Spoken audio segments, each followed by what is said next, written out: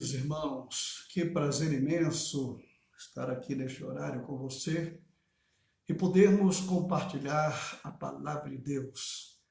Esta palavra que é viva e produz o efeito desejado.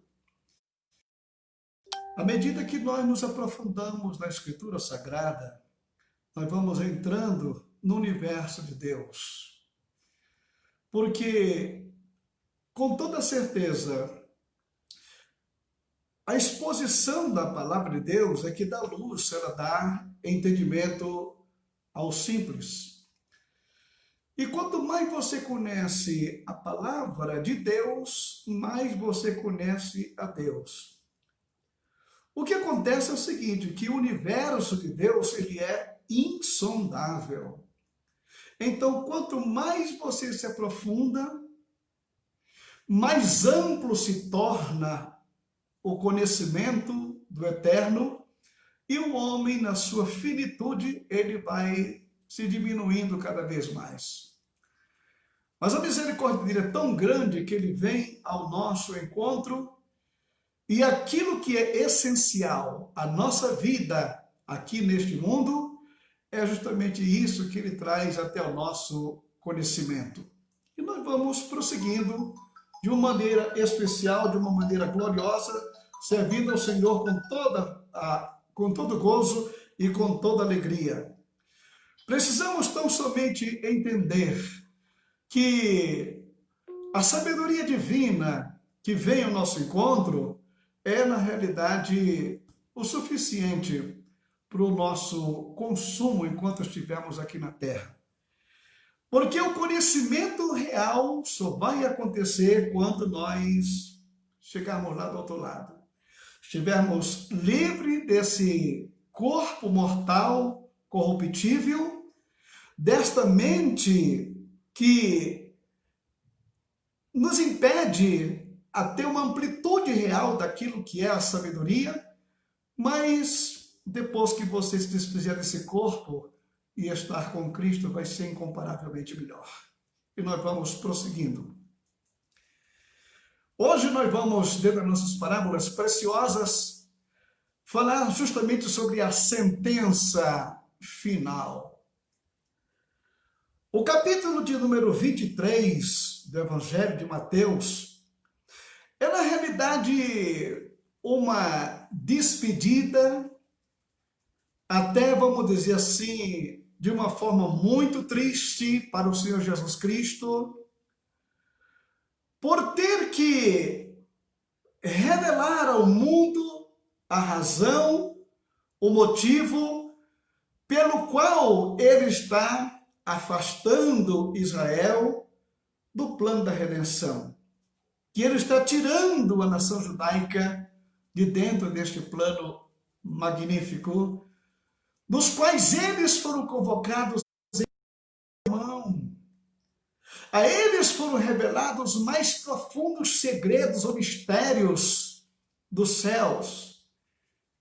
Através dos patriarcas, dos profetas, através de Moisés, aquele homem que teve o alto privilégio de estender a mão ao céu e trazer de volta aqui o decálogo, que é a norma de vida, o padrão para o homem viver na face da terra, em sociedade, em companheirismo, em amor, em compreensão e entendimento. Eles tiveram todos os privilégios do mundo. Tiveram profetas que deram a vida, justamente alertando sobre as coisas que iriam acontecer. E precisamos realmente ver nesse capítulo uma despedida, mas ao mesmo tempo uma sentença que é lavrada, que eu chamo aqui de sentença final. Mas vamos ver como foi que tudo isto começou para que chegasse a este ponto. É claro que a decadência dessa nação já vem de longas datas. O Senhor vem permitindo que nações da terra os açoitassem para que eles se alertassem e não saíssem do plano, mas infelizmente foram atividades em vão, ser levado para o cativeiro, ter tido a sua nação destruída, o seu templo lançado por terra, enfim.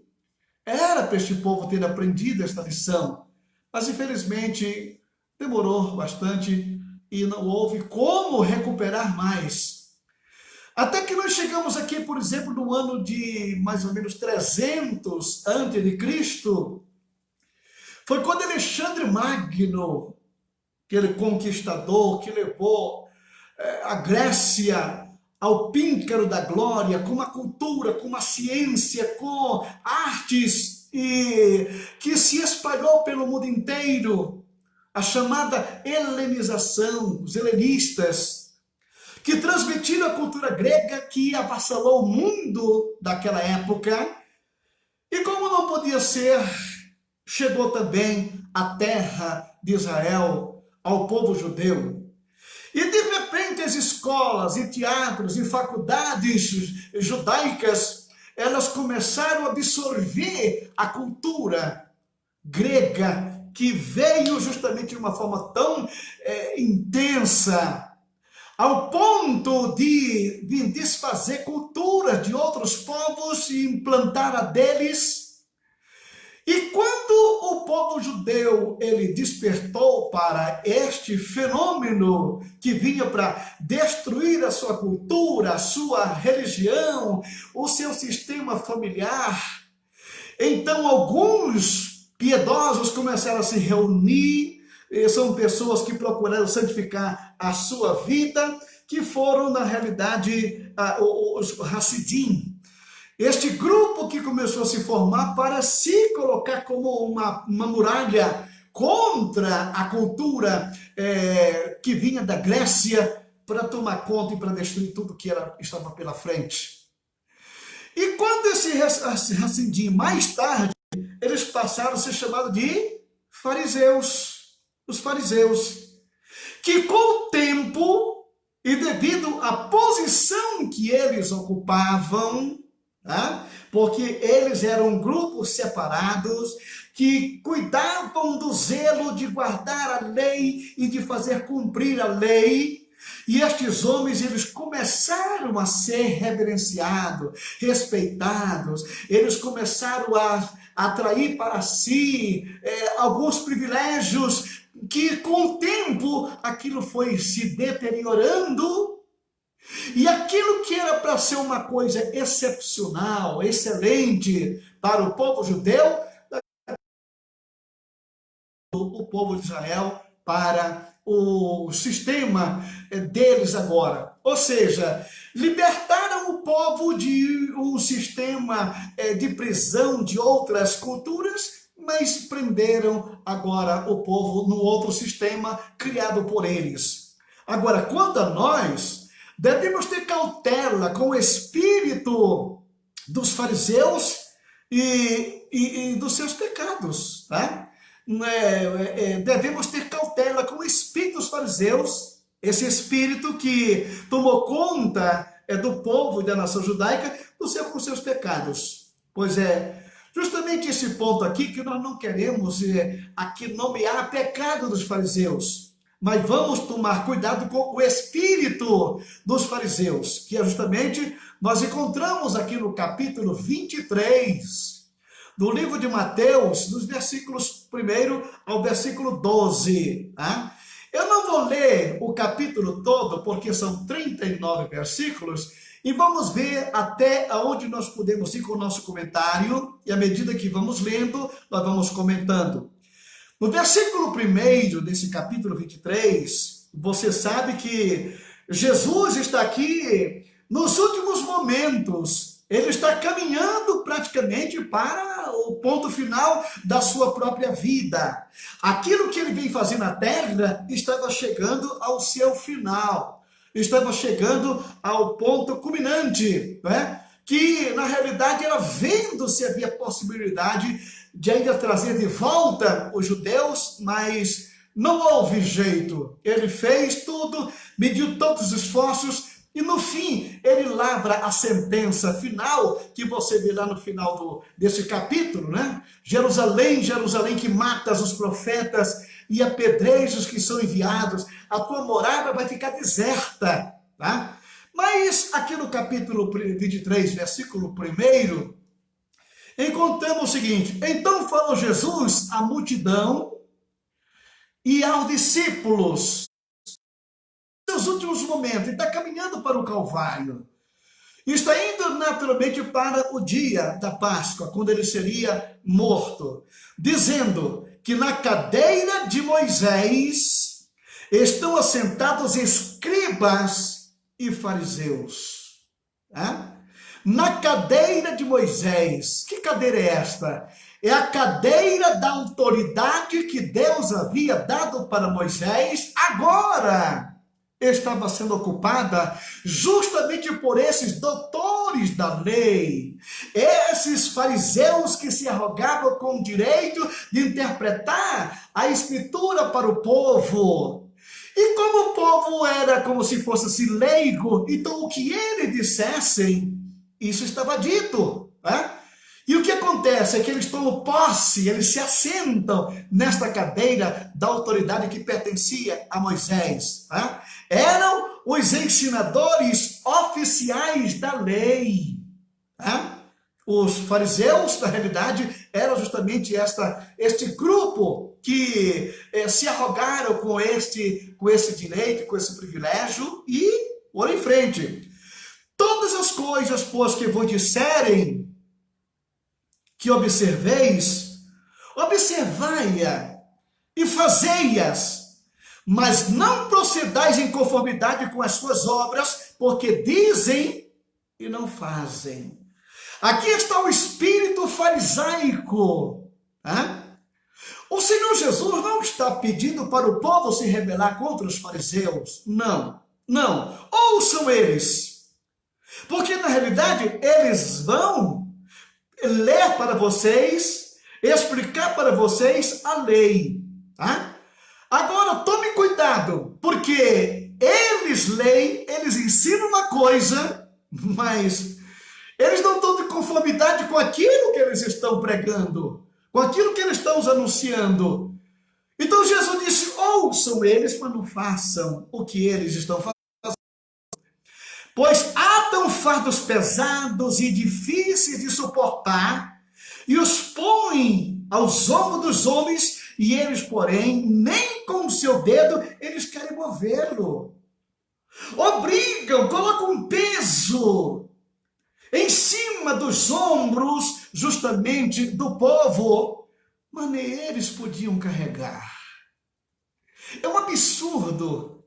Quando eu leio isso aqui, eu verifico que hoje nós observamos tanta exigência que são feitos para a membresia da igreja, pessoas que pregam uma santidade tão alta que nem eles podem alcançar, que nem eles podem chegar lá. E é justamente isto que o Senhor Jesus está alertando aqui. Nem eles podem fazer isso. Exige, são costumes, faça isso, faça aquilo outro, porque se você não fizer isso e aquilo, você vai para o inferno, e deixa aquele peso tremendo sobre os ombros das pessoas, porque na realidade todos nós temos nosso prazer. Queremos, a mulher quer pentear o seu cabelo, ela quer se trajar decentemente como ela acha, como lhe convém, mas tem um grupo que conduz do cabresto ali para que eles façam aquilo, mas só que eles não fazem, eles não praticam aquilo que dizem, e fazem todas as obras a fim de serem vistos pelos homens, pois trazem largos filatéricos e alargam as franjas das suas vestes, e amam os primeiros lugares nas ceias e as primeiras cadeiras nas sinagogas e as saudações das praças e o ser chamado pelos homens de Rabi, mestre, importante, e se ajoelham, e eles gostam disto, títulos. Irmãos queridos, infelizmente parece-me que Jesus está vivendo nossos dias.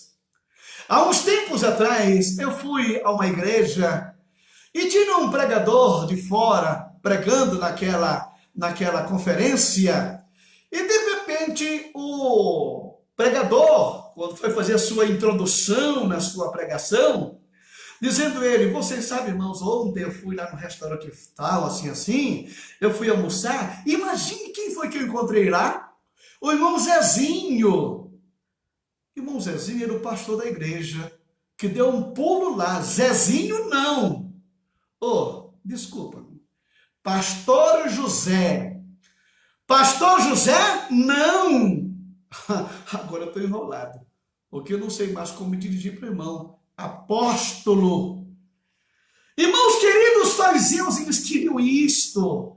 Eles desejavam isto. Títulos.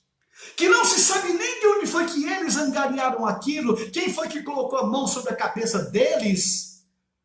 Então estão ali, querem saudação na praça, querem ser chamados de rabi, de mestre, de pessoa importante, de doutor da lei. Infelizmente, a vaidade humana leva a este ponto. Mas Jesus está dizendo aqui, vós, porém, não querais ser chamado de rabi, não queiram ser chamados de mestre, porque um só é o vosso mestre, a saber, o Cristo, e todos vós sois irmãos.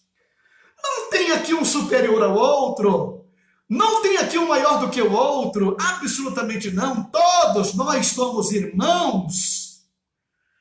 Agora, título, para que isso? Para que essa grandeza? Por que essa vaidade? Infelizmente, é o que nós estamos presenciando na atualidade. A ninguém na terra chamei vosso Pai, porque um só é o vosso Pai, o qual está nos céus. É claro que Jesus aqui não está pedindo para ninguém se rebelar contra o seu pai ou contra a sua mãe, não. Porque você encontra que o profeta Eliseu chamando para Elias, meu pai, né?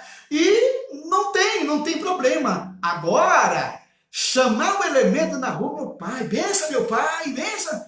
Infelizmente, a religião, ela traz isso nos seus anais, e é isso que os homens querem, é isso que eles buscam, é isso que eles preferem.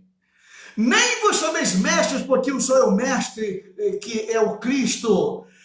O maior dentre vós será um servo. Você quer saber quem é o maior de vocês aqui? Sabe quem é? É aquele que procura lavar os pés. Eu, sendo mestre, lavei os vossos pés, por que você não pode fazer o mesmo? Eu fazer isto? Nunca. A posição que eu ocupo na vida eclesiástica me colocou num patamar que eu não posso descer, né? Não posso estar no meio da plebe, não. Aqui o Senhor está declarando o maior dentre vós. Você sabe quem aqui é o maior? Não é o doutor, não é o acadêmico, não é o doutor em divindade, não é o doutor em santidade, não. É aquele que serve. É aquele que desce, é aquele que estende a mão para ajudar o outro a se levantar, é aquele que ajuda o outro a crescer na vida, que estamos aqui para servir e não para ser servido. Você está entendendo o que a palavra de Deus nos mostra aqui? Os fariseus, eles querem ser vistos, amam a aparência. Quando você vê aquela vestimenta sacerdotal que o próprio Deus havia estabelecido para a ministração no santuário, aquela vestimenta, eles andavam aquilo com orgulho tão grande no decorrer dos tempos, porque praticamente o sacerdócio já tinha se acabado, mas esta casta se levanta com aquelas indumentárias, com aquelas vestimentas, com aquele castiçal, e mostrando, com aquele chapelão na cabeça, e com aquela tábua com as 12 pedras, representando as 12 tribos de Israel no peito, o Urim e o Tumim em cima dos seus ombros, e por onde passava era todo mundo colocando tapete no chão, o rabi, o mestre, vai passando aqui. Eles amam aparência. Hoje, não é mais aquela estola sacerdotal, não. Hoje é aquele carrão, último modelo, porque um líder, ele tem que andar bem trajado, ele tem que andar melhor no melhor carro do mundo, ele tem que morar na melhor casa da terra, ele tem, infelizmente, é o que nós estamos vendo hoje em dia na face da terra. Então, irmãos queridos, é preciso que tenhamos um cuidado realmente muito grande. Então, os fariseus, eles querem ser vistos. Amam a aparência. Versículo 12. E o que a si mesmo se exalta será humilhado, diz aqui o Senhor. E o que a si mesmo se humilha, este será exaltado. Irmãos amados, estas últimas palavras de Jesus para os fariseus, ela foi chocante, mas ao mesmo tempo dolorosa para ele. Por quê? Porque aquele povo foi o povo escolhido por Deus, que agora estava sendo colocado de lado. Se exaltam, mas diz a Bíblia que aquele que se humilha, este sim é o que vai ser exaltado. Em 1 Pedro capítulo 5, versículo 3, encontramos o seguinte: nem como tendo domínio sobre a herança de Deus, mas servindo de exemplo ao rebanho. Não é domínio, não é mandar, não é pisar. Não, Deus te colocou numa posição.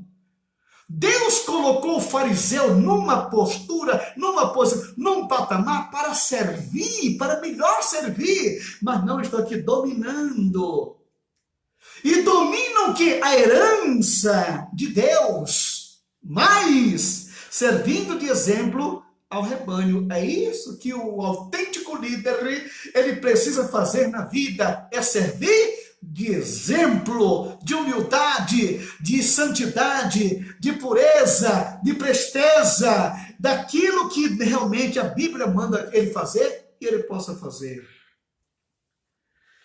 Em segundo lugar, então nós vimos aqui o espírito dos fariseus, que é este.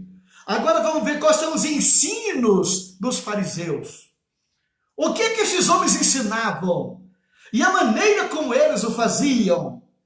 Então vamos ver aqui o empecilho à verdade. É um verdadeiro empecilho à verdade. Versículo 13. Mas ai de vós, escribas e fariseus. Ai, esta série de ai aqui, irmão querido, Jesus está proferindo, mas com dor no coração. Ele é justiça, mas também ele é juiz. Ele, como juiz, tem que fazer cumprir as coisas. A misericórdia dele está num outro patamar que faz ele chorar com uma situação dessa. Faz ele gemer, porque aqui é o seu povo que está sendo sentenciado. Mas ai de vós, escribas e fariseus hipócritas! Ele está aqui, irmão querido, apontando justamente para aquela classe de líderes que estavam conduzindo o povo para caminhos diferentes. Pois que fechais aos homens o reino dos céus, e nem vós entrai, e nem deixai entrar aos que estão entrando. Eles não entram, porque eles pregam uma coisa e vivem outra, e quem quer entrar eles impedem. Tá? É tipo aquela palavra do cachorro da manjedoura. Você sabe que cachorro, ele não come alfafa, não come grama, ele não come capim. Então aquele cachorro entrava na manjedoura e se sentava ali. Quando os animais vinham para comer, ele latia. Ele nem comia e nem deixava os outros comerem. O que acontece? Se colocam na porta, nem entram e nem deixam quem quiser entrar. Com seu legalismo, com a sua forma de ser. Na primeira carta que Paulo escreve aos Tessalonicenses, capítulo 2, versículo 16, declara o seguinte: e nos impedem, olha a reclamação de Paulo aqui, de pregar aos gentios as palavras da salvação, a fim de encherem sempre a medida de seus pecados. Mas a ira de Deus caiu sobre eles até ao fim. Paulo está se referindo aqui justamente ao que caiu sobre eles. até o fim aquela sentença que Jesus está lavrando. E no livro de Atos dos Apóstolos, capítulo 13, versículos 45 e 46, então os judeus, vendo a multidão, encheram-se de inveja, blasfemando, contradiziam o que Paulo falava. Na autoridade que Paulo possuía, os milagres que Paulo realizava igualzinho ao que o mestre fazia, porque Jesus declarou que obras maiores vocês farão, porque eu vou para junto do meu Pai. E os discípulos tiveram realmente esta oportunidade grandiosa. Então eles contraziam, porque se encheram de inveja. Quem não sabe fazer a coisa, tem inveja de quem faz. Estou aqui, a inveja. Então diz aqui, Paulo e Barnabé, usando de ousadia, disseram: era mistério que se vos pregasse primeiramente a palavra de Deus. Era mistério que pregasse primeiro para vocês. Porque ele veio para o que era seu. Ele veio antes de ovelha perdida da casa de Israel. Mas visto que a rejeitais e não vos julgais dignos da vida eterna, eis que nos voltamos para os gentios. Nos voltamos para os gentios. Vocês não querem? Tem outros que querem. A vinha era para vocês. Ele arrependeu, mas vocês maltrataram, pisaram, mataram o dono do filho, o filho do dono da vinha, né? Então tiraram a vinha de vocês e deram para outro, deram para publicanos e meretrizes. E aqui está Paulo e Barnabé falando justamente isso. Era para vocês isso tudo, mas vocês rejeitaram a vida eterna. Eis que nos voltamos para os gentios. Aqui Paulo, ele simplesmente completa aquilo que Jesus Cristo tinha começado. Porque Jesus não teve tempo de praticamente se afastar e ir para outro lugar, porque dali já foi para a cruz. Mas Paulo, agora, ele tem uma mudança, de uma guinada no seu ministério. É quando os judeus que não querem saber, que abandonaram, que rejeitaram, então ele agora parte para publicanos e meretrizes, ou seja, ele vai para o lado dos fariseus, ou dos gentios, que são pecadores que se arrependeram, tá? Ponto número 2, motivos mercenários. O motivo deles era este. O versículo 14. Ai de vós, escribas, hipócritas, pois que devorais as casas das viúvas, sob o pretexto de prolongadas orações. Por isso, sofrei mais rigoroso juízo.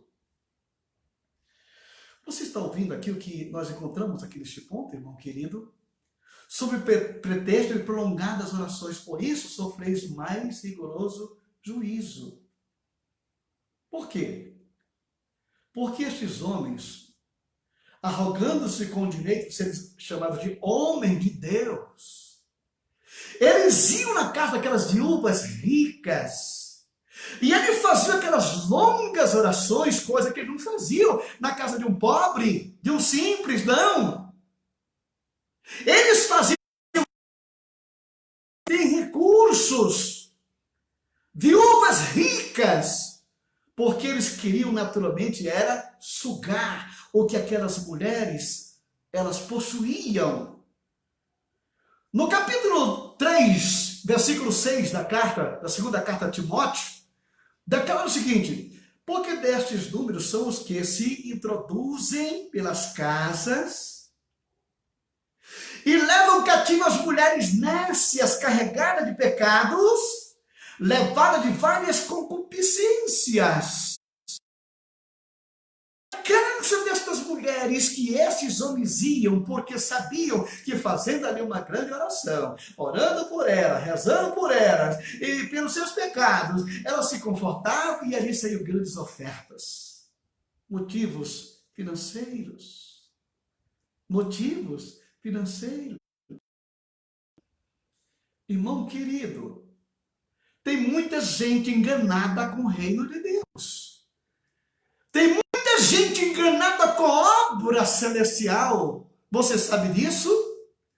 Agora, o que aconteceu? O negócio era tão drástico que no século V, olha bem, já da nossa era, o imperador Justiniano proibiu os clérigos de terem posses. Os clérigos de terem posses. É justamente o que até hoje a igreja romana ela faz. Os clérigos não têm. Eles vivem daquilo que é o seu quinhão diário, veste aquilo que é dado, do bom e do melhor. Eles têm, tudo muito bem. Só não pode ter casa, mansões, casa na praia. Não podem. Porque isso vem lá do V século, quando o imperador Justiniano ele proibiu, por lei, por decreto, que os clérigos não deveriam ter posses. Meu Deus do céu, eu não sei se existisse uma lei hoje, aqui no mundo, que colocasse um ponto final nessa história, nós iríamos ver o que iria acontecer com este mundo religioso, dessa liderança, que são donos de fazenda, donos de mansões, casa de alto padrão, carro de luxo, conta poupuda no banco. Fariseus estão aqui. Então o que diz aqui justamente, ai de vós escribas e fariseus hipócritas, pois devorais as casas das viúvas sob pretexto de prolongadas orações, mostrando que você é o sal, que você é o líder, que você vai orar e a coisa vai acontecer. Você dá o que você tem, que Deus vai te dar em dobro. Você dá o teu carro, a tua casa, a tua mansão, e Deus vai te dar uma vila inteira. Barganha, negócios lucrativos.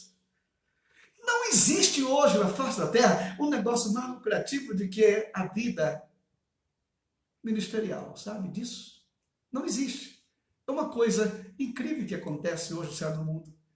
Eu sei que essa palavra não agrada, isso aqui não é uma palavra que eu estou dando aqui de, olha, você vai para o céu se você se arrepender, tudo muito bem. Não, eu estou aqui simplesmente observando o que Jesus falou, o que ele disse. Se alguém tiver alguma coisa contra a minha pessoa, vai reclamar com ele, porque foi ele que falou. Eu estou apenas transmitindo aquilo que ele reclamou dos fariseus naquela época. Mas se existisse uma lei essa, como o imperador Justiniano ele preparou, seria um negócio, a igreja ia tomar outro vulto. A missão ia crescer assustadoramente. Está entendendo? Muito bem. Vamos ver ainda nesse ponto número 3, o zelo fanático. Qual era o zelo fanático? Diz aqui no versículo 15, ai de vós, escribas e fariseus hipócritas. Ai, com dor no coração, porque a sentença é pesada. Pois que percorreis o mar e a terra para fazer um prosélito, e depois de o ter desfeito, o fazeis filho do inferno 2 vezes mais do que vós. Caminham longos lugares, vão para distantes lugares para fazer um prosélito. O que é um prosélito? É fazer o cidadão mudar de religião. Deixar a religião dele para abraçar a sua. Isso é proselitismo. Tá? Isso é proselitismo. Pois era isso que eles faziam. Pegava aquelas pessoas em cauda, olha, você está errado onde você está, esse não é o lugar para você, você está num lugar que não deve, você está sendo enganado, ludibriado, você precisa ser um dos nossos. Então fazer um prosélito, imprensando o sujeito na parede. Só que depois que eles conseguiram aquele prosélito, aí eu colocar o quê? Uma carga pesada em cima dos seus lombos, coisas que nem eles podiam carregar, eles estão exigindo agora desses prosélitos. Prosélito é, na realidade, aquela pessoa que tem uma mudança exterior. Ele muda não porque foi uma mudança proporcionada pelo Espírito Santo, mas sim porque ele foi obrigado a fazer aquilo. É diferente de uma pessoa que se converte, um convertido, existe uma mudança interior. Uma pessoa que espontaneamente aceita Cristo como seu salvador pessoal, aqui está justamente uma pessoa que se converte. Converter é dar meia volta de um padrão pecaminoso que ele caminha agora em direção à santidade e à pureza.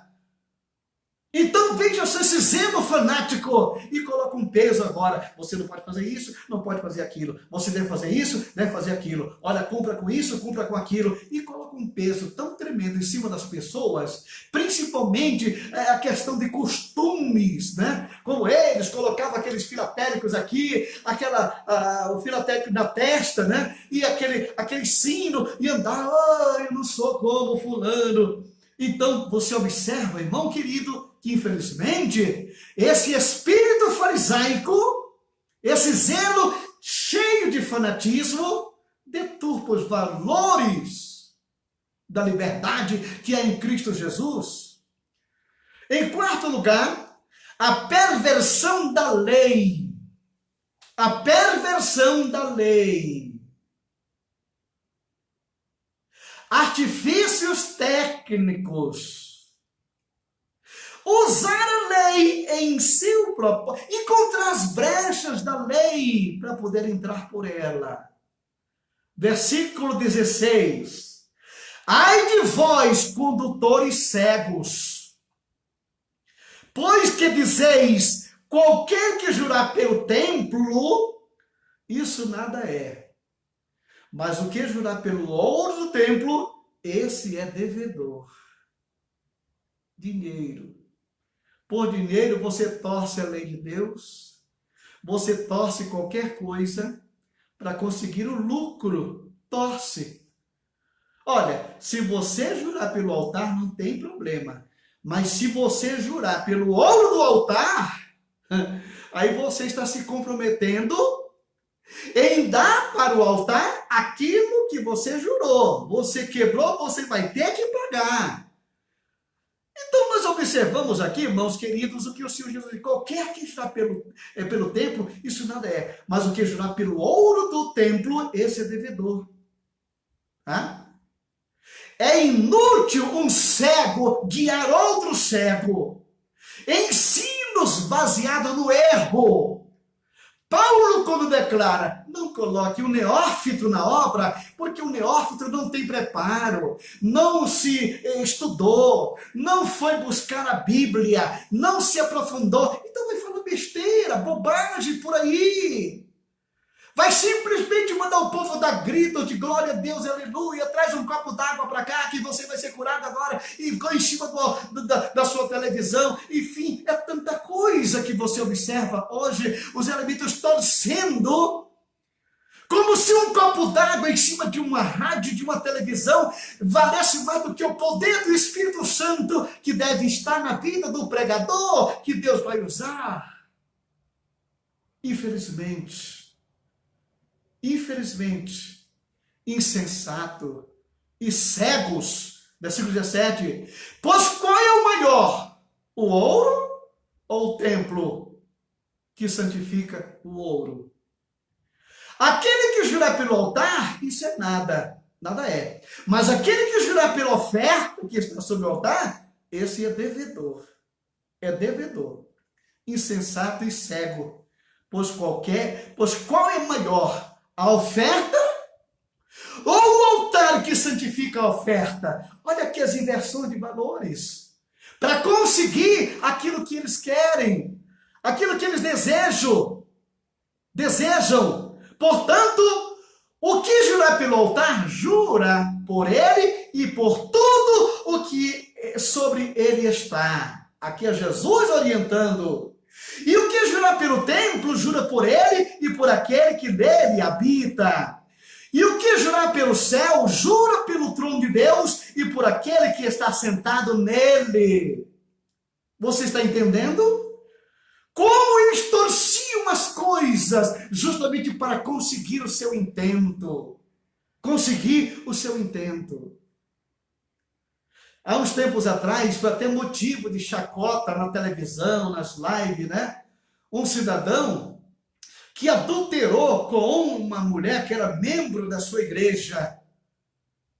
Porque um dia ele estava conversando com aquela mulher, ele abriu o trecho bíblico que dizia assim: vai e adultera com a mulher do teu amigo. Quando na realidade ele não prestou atenção que ali tinha um acento naquela palavra, vai a adúltera. O elemento torce justamente para conseguir aquilo que ele quer. Eu estou te dando aqui um exemplo muito simples de como as pessoas na realidade elas procedem para conseguir aquilo que elas querem, da credulidade, da inocência do povo, como esses fariseus faziam. Em Mateus capítulo 15, versículo 4 e 5, porque Deus ordenou dizendo, honra o teu pai e a tua mãe. E quem maldizer o pai ou a mãe, certamente morrerá. Mas vós dizeis, qualquer que disser a seu pai ou mãe, é oferta ao Senhor, o que poderia aproveitar de mim? Esse não precisa honrar nem seu pai e nem a sua mãe. O cidadão, ele vai levando aqui uma ajuda para os pais que precisam. Vai levando aqui uma oferta para auxiliar talvez até na doença ou numa cesta básica do pai ou da mãe que está precisando. Mas quando chega no meio do caminho, encontra um fariseu e que diz simplesmente, olha, se você pegar essa oferta e der no santuário, ela vai ter mais valor do que você dar isso para o seu pai. Torcendo a Bíblia, torcem as Escrituras. É justamente o que a palavra de Deus diz. Vamos para a terceira parte aqui desse nosso capítulo tão magnífico, a prática dos fariseus. Agora é a prática, está no versículo 23 ao 39, nessa terceira parte. Quanto aos dízimos, tá? Ensinos baseados no formalismo e costumes, tá? Não na Bíblia, não na palavra, não na lei. Versículo de número 23. Ai de vós, escribas e fariseus hipócritas, porque dizimais a hortelã e o endro e o cominho, e desprezais o mais importante da lei, o juízo, a misericórdia e a fé. Vocês deveriam, porém, fazer estas coisas e não omitir aquelas. O Senhor Jesus aqui não está condenando a prática ou a entrega do dízimo no templo. Não. Ele aqui está dizendo, porque você deve fazer isto sem omitir o quê? Porque eles eram tão meticulosos, até nas coisas mínimas que existiam, justamente como hortelã, dizimais o hortelã, o endro, o cominho. Eles tiravam o dízimo, até mesmo das pequenas coisas, dos mínimos detalhes. O que nós observamos aqui? Desprezais o mais importante. Qual é o que é mais importante no reino de Deus? O que é importante? É justamente você desprezar o mais importante, que é o juízo, a misericórdia e a fé. Vocês podem fazer uma coisa sem omitir a outra. Condutores cegos, que quais os mosquitos engolir um camelo, né? Caracteriza pessoa muito preocupada com detalhes e negligenciam com que as questões mais importantes, os valores eternos, se prende a questúnculas, mas esquece os valores eternos. Quantas cerimônias. O nosso tempo aqui não permite mais, nossa live já está muito grande, a respeito de honrar os profetas. E aqui nós encontramos na parte final deste capítulo, quando nós encontramos aqui justamente o Senhor Jesus falando no versículo 34, portanto, eis que vos envio profetas, sábios e escribas. A um deles matareis e o crucificareis, a outro deles açoitareis nas vossas sinagogas e perseguireis de cidade em cidade. Depois da morte de Cristo, a perseguição aos líderes da igreja foi grande, para que sobre vós caia todo o sangue justo que foi derramado sobre a terra, desde o sangue de Abel, o justo, até o sangue de Zacarias, filho de Baraquias, que matastes entre o santuário e o altar. Em verdade eu vos digo que todas estas coisas hão de vir sobre esta geração. Jerusalém, Jerusalém, que matas os profetas e apedreja os que são enviados. Quantas vezes, olha esse clamor de Cristo, eu creio que nesta hora as lágrimas desciam dos seus olhos. Quantas vezes eu quis te juntar os teus filhos como a galinha ajunta os seus pintos debaixo das suas asas, e tu não quisestes, rejeitastes, não aceitastes. Eis que a vossa casa ficará deserta, porque eu vos digo que desde agora não me vereis mais, até que digais, bendito o que vem em nome do Senhor. Essas palavras, irmãos queridos, entre o começo e esse final, existe um espaço gigantesco. Porque, na realidade, a partir daquele momento, os judeus foram colocados de lado, a igreja assume a responsabilidade, são publicanos e prostitutas que se convertem, que formam a igreja e pregam o evangelho no mundo, né? Enquanto isso, o Senhor não está falando aqui que os judeus vão para o inferno, não, mas estão totalmente fora da graça divina. Porque essas últimas palavras são palavras de consolo, de esperança, que ainda existe uma esperança para este povo. Eis que a vossa casa ficará deserta. Eu digo que desde agora me não mais vereis mais, até que digais, bendito o que vem em nome do Senhor. Paulo, no capítulo 11 da carta aos Romanos, eles declaram que veio o endurecimento em parte a Israel, até que haja entrada a plenitude dos gentios, e assim todo o Israel será salvo. Há uma esperança ainda para este povo, mas infelizmente eles foram totalmente afastados de ser, durante esses 2000 anos, o povo eleito, porque Deus elegeu um outro povo, porque a sua obra não pode parar. Não é porque um falhou que vai acabar tudo, não. Um falhou, Deus levanta outro. Aqui está. São justamente aqueles dois irmãos. Um que disse que ia e não foi. O outro que disse não vou e se arrependeu e foi. Então a igreja hoje cumpre esta missão extraordinária na face da terra. Nós vamos orar neste momento, agradecendo a Deus por esta palavra, né? E nós temos a irmã Marilene pedindo oração pelo filho e nora e sua família para conversão, para que Deus converta esses corações. E você pode, nesse momento, colocar na sua oração um parente, um amigo seu que ainda não é convertido, para que o Senhor toque no coração dele, batalhe na esfera espiritual, porque o Deus desse século, ele coloca uma cegueira para que as pessoas não vejam Cristo. E você pode ordenar Satanás que tire essa venda para que a pessoa veja a glória do Senhor. Coloque nesse momento esse seu parente, esse seu amigo. E também as pessoas que estão enfermas, que estão ainda em processo de cura, e aqueles que já estão em casa, e alguns que estão no leito de um hospital ainda. Vamos continuar orando pela nossa pátria. Pai, obrigado, Senhor, por esses momentos aqui na Tua presença, pela Tua palavra, que tem chegado aos nossos corações. Nos ensina cada vez mais e mais a fazer a tua vontade e a glorificar o teu santo, eterno e precioso nome, Senhor.